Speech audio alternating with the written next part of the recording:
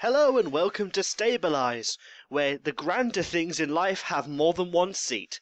Today we're taking a look at the Grand Black War Mammoth. The Grand Black War Mammoth drops from the Vault of Archivon, and the Vault of Archivon is a raid unlike any other raid that drops a mount in the entire game. The only way to get inside the Vault of Archivon is if your faction controls Wintergrasp, that central PvP zone in Northrend.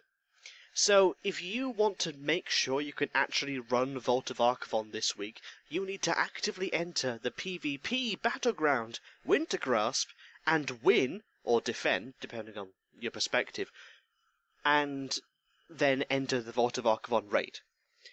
The Vault of Archivon is located in the northernmost section of Wintergrasp. It's the very large sort of fortressy type building area. You want to head to the middle inner corridor box section and basically go inside there, and that is the Vault of Archivon. That's kind of what the whole PvP is actually based around, is getting inside this raid. Once inside, this entire raid has 4 bosses and, once again, another unique mechanic on how this mount drops. You see, the actual Grand Black War Mammoth doesn't just drop from the one boss, it drops from all 4 of them. Meaning that, in technical speak, clearing every single boss in the instance, each one with roughly a 1% chance each to drop the mount, will mean you only actually have to spend probably around about 30 weeks trying before you get this mount, which is lovely. The Grand Black War Mammoth itself is quite a nice mount, but, it has the same sort of model as the Black War Mammoth, which is available for 2,000 honor points from the vendor directly outside the instance. But the difference is, with the Grand Black War Mammoth, you can have 3 people on it instead of just 1. So, there's not a huge difference. Really, it's a mount that only exists for collectors, especially now there's flying in Draenor.